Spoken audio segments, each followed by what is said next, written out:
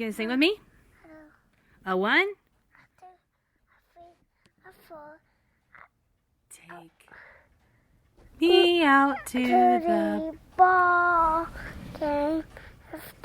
Take me out with the crowd.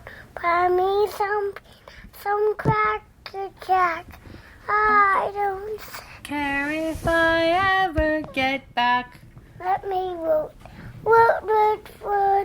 home team. If they don't win, it's a say. 4, it's 1, 2, 3 strikes out.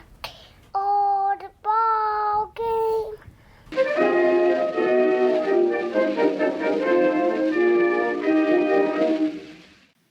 One final inning in St. Louis. Heads down, we stare at our ticket stubs, walk in circles anxious to find our seats in Busch Stadium. Above the beer man hawking Budweiser, amid the scent of salty baked pretzels and Homer dogs, I imagine Tom Hanks repeating, "There's no crying in baseball." Too late. My tears erupt with a glimpse of the green. The outfield manicured in its familiar crisscross checkerboard pattern, a backdrop for the grass-embossed gateway arch. One might think I was there to watch my son play in the World Series, or I myself a 10-year-old child who just caught a fly ball off McGuire.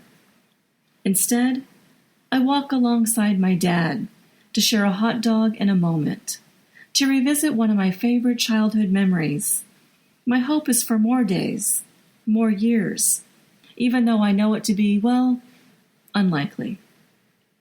For the first time, my dad splurges on the good seats, cushy and comfortable, just a few rows up between home plate and first base, the ones you pay extra for, the ones that tonight are priceless. 4 batters into the first inning, Holiday hits a home run. We watch the pyrotechnics celebration. I look at my dad. He's smiling. And in that moment, squeezing his hand, I know. Any pain plaguing his cancer-riddled bones has vanished.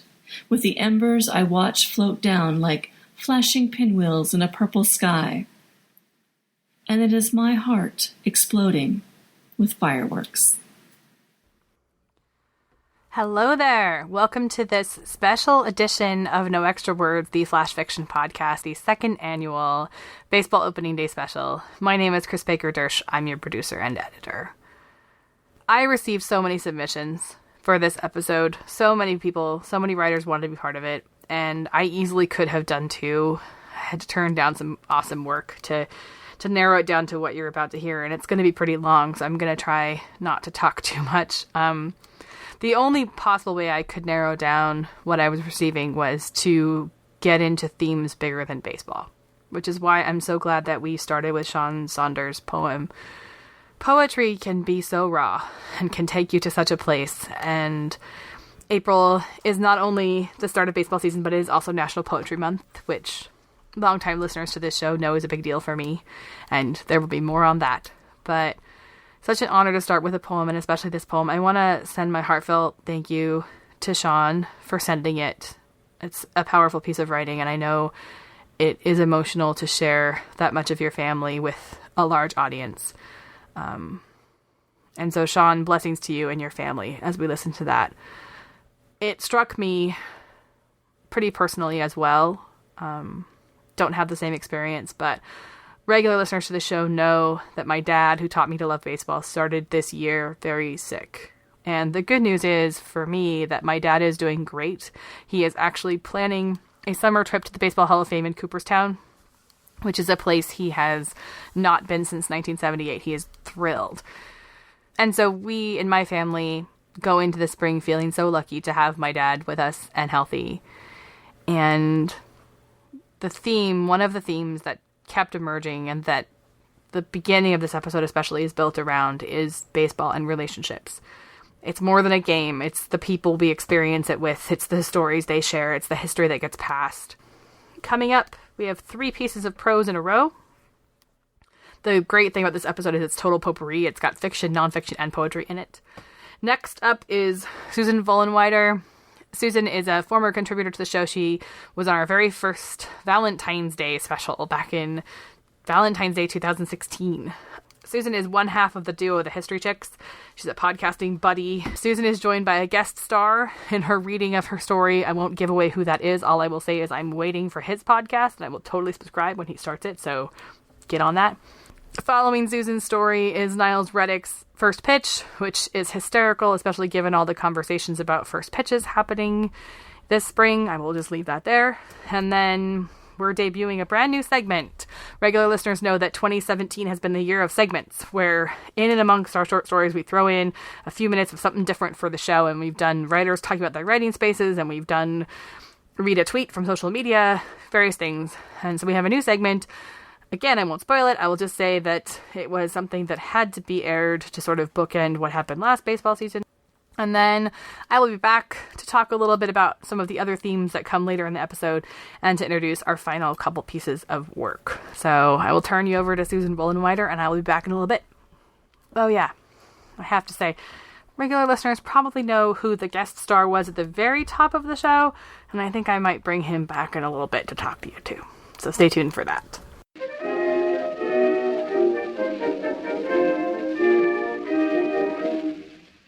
My Way to Baseball Mom by Susan Vollenweider. And now the end is near, and so I face the final curtain. For the last 3 baseball seasons, hearing that song meant one thing. On the ride to his game, the kid in the backseat had morphed from 11-year-old jokester to serious ball player. Noah's pregame ritual included playing the Frank Sinatra album, Nothing But the Best, in a specific order, beginning at Come Fly Away With Me and ending with the one that gave him the swagger he needed to play his best game, My Way. And in my own way, it's also the soundtrack of my morph from Just Mom to Baseball Mom. Regrets? I've had a few, but then again, too few to mention. The last time I heard My Way was a couple weeks ago. The excited newness of the baseball season had long worn off. The team's record was part of their history, and there was only one more game to play. I've been the mom to baseball players for 14 years. When my oldest son, Luke, started playing at 4, I quickly learned that baseball parenting wasn't all that fun. Practices were boring. T-ball games had moments of cute, but overall, also boring.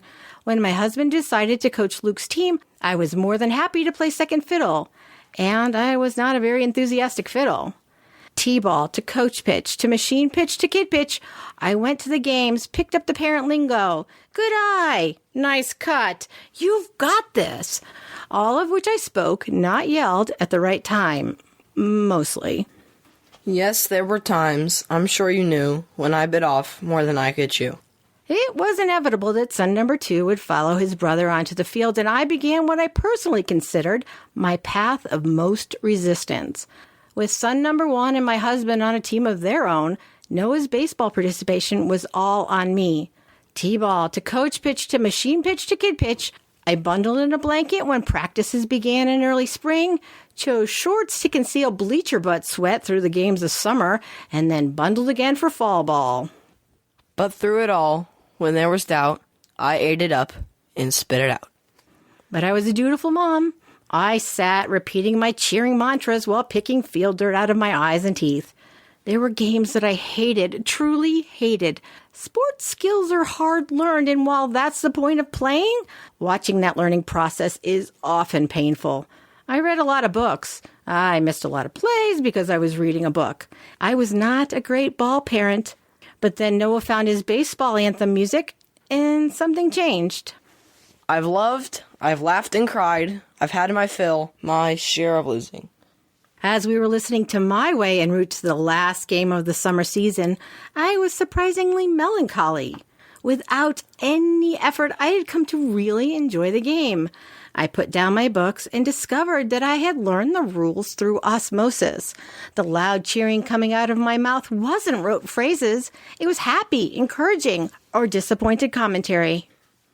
The record shows I took the blows and did it my way, sitting in the ball field parking lot with Frank hitting the end of his song, I couldn't remember a specific moment that I went from passive parent, happy that the season was over, to involved baseball mom, excited for fall ball. But I'd gotten there my way. Special thanks to Noah Vollenweider. Thank you, Susan and Noah, for sharing that story with us. I often think that Susan's life is my life in 10 years. And so before we go on to the other stories as promised, I have a very quick interview with my favorite baseball player. My name is James. What do you want to talk about today, James? Baseball. What do you like about baseball? The players' baseballs. The players' baseballs. Who teaches you about baseball? Grandpa. Yeah. What is Grandpa going to teach you? How to slide and catch and hit and run Yeah. and slide. What else do you want to say about baseball? Do you like to watch baseball? Yeah. What's better, watching baseball or playing baseball? Playing baseball. And I play baseball outside today. First Pitch by Niles Reddick. I tried to like baseball when I was a kid, but I didn't. I couldn't throw or catch, but I could run. Because of imagination, I don't often pay much attention to anyone or anything, hence not a star pupil, as old, yellowed, and musty report cards clearly reflect. A friend of mine's dad even took me and him to Atlanta to see the Braves' Hank Aaron play. But I was more interested in the planes coming and going and the Atlanta skyline from the Braves Stadium than the game. This backdrop made for an interesting reaction when I was asked to throw out the first pitch at the University of Memphis and Middle Tennessee State University baseball game held at the Jackson Generals, B team versus Seattle Mariners, stadium in Jackson, Tennessee. At first I was flabbergasted. I couldn't actually recall when I'd thrown a baseball. It had to be elementary school, or when I was involved with the Royal Ambassadors of the Baptist Church, where I'd used the Lord's name in vain when I got hit by a baseball and nearly got thrown out of the church. The minister had come to visit with my parents. They'd been exasperated with me, but knew that no amount of churching was going to stop the invasion of genes I'd inherited from wilder relatives on both their sides. In addition to my initial reaction, I wondered why they'd chosen me, until one of the athletic department public relations officials said, "You've got to be pretty good if you're related to Josh." Josh Reddick from the Oakland A's, formerly from the Boston Red Sox. Yes, I had been asked by people from time to time, and what I said was, yes, we are distant cousins and I've never met him. I never, no matter how bad I wanted to name drop and make connections, a true Southern behavior, did I misrepresent. So I laughed that off and told my wife and kids 3 days before the big event I needed to practice. We went into the front yard. I marked off 60 feet 6 inches from the edge of the driveway, and my son Nicholas and daughter Audrey got their gloves, and I started moving my arm up and down and around to make sure it wouldn't come out of its socket. I must have looked like an idiot to anyone driving by our house. After a few minutes, though, I had to admit I wasn't bad at all. Out of 40-something throws each night before the big game, almost every one of my throws had been 70 feet and dead center.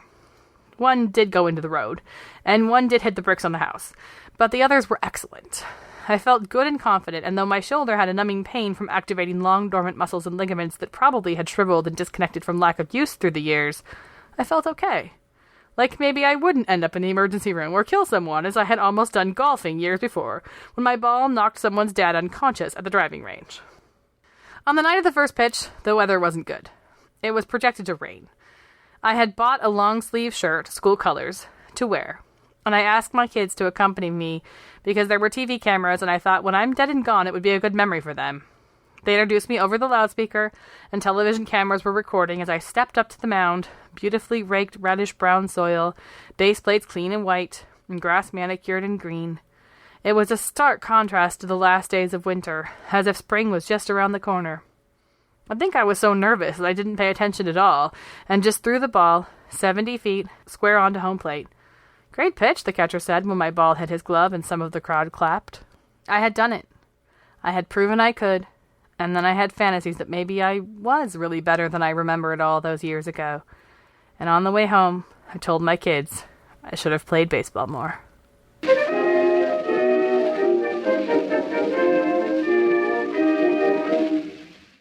And now, a blast from our past, from the No Extra Words Archives, 2016. 1969, All Over Again, by Angela Lombardo.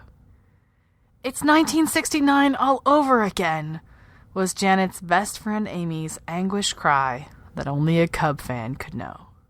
It was October 2015, and the Cubs had done it again. The ghosts of the Bartman Ball of 2003 and the collapses of 1984 and 1969 loomed heavily in Janet's memory. But Janet knew she would always be a Cub fan. It all started in the 1960s. All the kids in the neighborhood liked going to the prairie. That's what the large, undeveloped lot at the end of the dead-end block was called. The area was a weed-filled group of hills and valleys with a tiny swamp plunk in the middle. Janet, Amy, and their other friend Billy would catch small toads and keep them as pets. But the biggest catch of all was Billy's green frog. Cubs fever had swept the neighborhood, and all the children were fans. And there was no other player in the world like Ernie Banks. So Billy named his beloved frog Ernie. But one summer day, Ernie jumped away, breaking Billy's heart, thought never to be seen again. The following spring, Billy's dad was digging up some frozen ground in the garden. There he found a slumbering Ernie, still alive and ready to be Billy's pride and joy again. It was fun making banners that said, "Go Cubs," in preparation for that fateful day.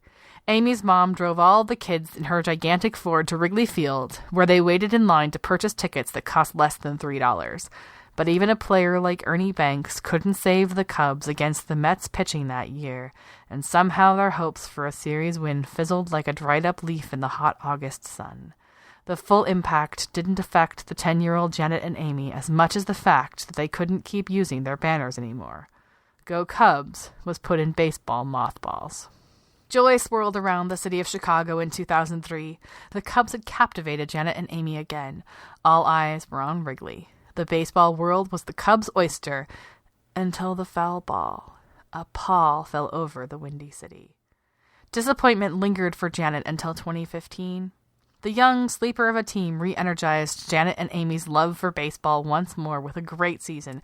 Go Cubs was reborn, and the hopes for a movie prophecy fulfilled. But the Mets pitching once again made sure that the elusive pennant dream jumped away from the longtime friends, just like Ernie the Frog did long ago. But Janet knew she would always be a Cub fan, because there was always spring and a chance to find Ernie again.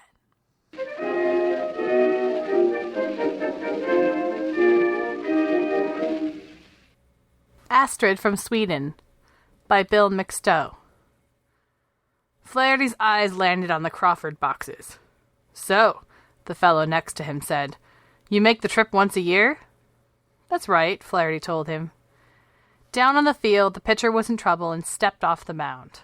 Flaherty knew there were kids in the stands, or at home in front of the television, watching the hurler's every move. In Little League, Flaherty chose to imitate Nolan Ryan, while his friends were throwing like Mike Torres. The fellow shifted again. "Still, there's one thing I don't understand," he said. "How does a Boston kid grow up to be an Astros fan?" Flaherty remembered 4th grade, and his classmates rushing to the front of the room when his teacher announced that the letters from Sweden had arrived. He opened his envelope hastily, managing to catch the wallet-sized photo of Astrid before it hit the floor. She was a pretty girl with blonde hair and blue eyes. She wore a red butterfly beret. Astrid wrote that she really liked horses, and thought people should ride horses instead of driving cars. She also liked American baseball. Her favorite team was the Houston Astros, because Astros sounds like Astrid. She left out the first O in Houston. Unlike the rest of the 4th graders, Flaherty's exchange with his pen pal lasted until high school. It was he who penned what turned out to be the final letter. The pitcher climbed the hill, and the batter stepped into the box. Flaherty repeated the fellow's question. "How did a Boston kid grow up to be an Astros fan?" He smiled. "Simple," he said. "I couldn't find a horse to ride."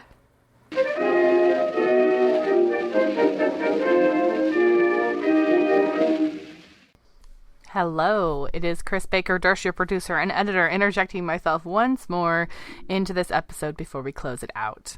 I changed my mind. I decided to squeeze in an extra piece of prose because I think Astrid from Sweden ties in really nicely with this theme of baseball and relationships. This question of who you root for is such a personal and such a deep question, and in a lot of families it almost feels genetic. I had a friend, she and I were traveling through St. Louis, and we visited the Cardinals Museum very quickly just because we were driving through, and the look on her face when she walked in and I said, "What's going on?" She said, "Just never tell my dad I was here.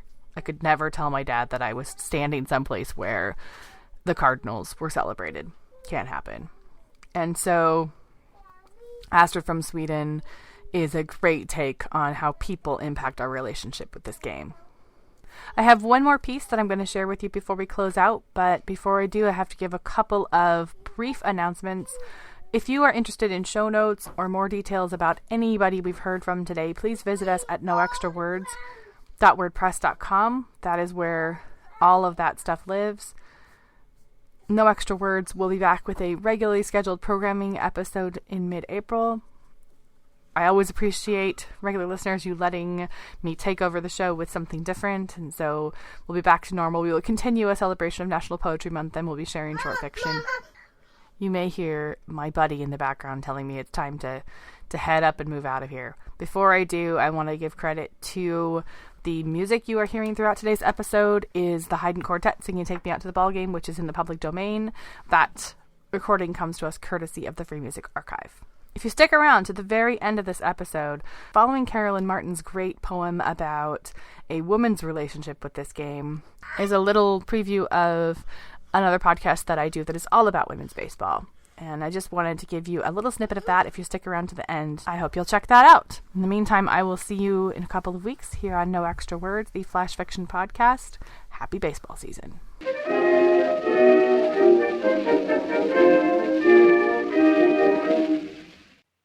It's good I'm slow. Sure must hurt when this gets hit. He pinched my breast so hard, so fast, I cocked my fists and stood shock still. Never saw this kid before, never would again. This white-bread boy gawking at soft mounds beneath my shirt, as if he'd never seen a girl or knew what one's about. He'd caught me in a break from smacking balls to Jackie in left field, to Louie, right of second base. My boys would zip them back quick as I could smash them out. Sweat dripping down my face, I froze, enraged by what this kid had done. I had him by 2 years, an inch at least, a few more pounds than I could calculate. No doubt I'd take him down. I sifted through the list, a bloody nose, a blackened eye, a broken bone somewhere, a kick in parts he'd not forget. But, narrowing my choice, I caught dumb innocence in eyes that couldn't see that what he'd done showed less than real concern for how I'd hurt. They seem amazed my anger wasn't outright gratefulness. Sometimes I think it's good I'm slow to figure out what's going on. I slacked my fists and pushed him down the first base line. My finger in his chest, I taught this kid a rule of etiquette. What is Attagirl? Attagirl is Kris and AJ, two longtime friends who think you should hear the untold story of women in baseball. Want to hear what that sounds like? Nobody talks about all the good things that also happen and the good experiences they have.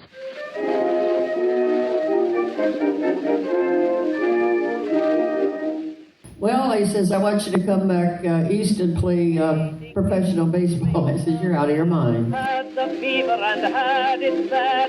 Oh, my God. Nolan Ryan, Sandy Koufax had nothing on me. And I've been all over the world, and I'm living proof that you don't actually need to get a job in professional baseball to have a career as an umpire. What you can do, take me out to the ball game, take me out with the crowd. And it's time. It's our time. I don't care if I never get back. They watched this girl hit. They could not believe the bat speed that she had. So, Chloe, you are 9 years old, is that right? Yes. And how long have you been playing baseball? I don't remember.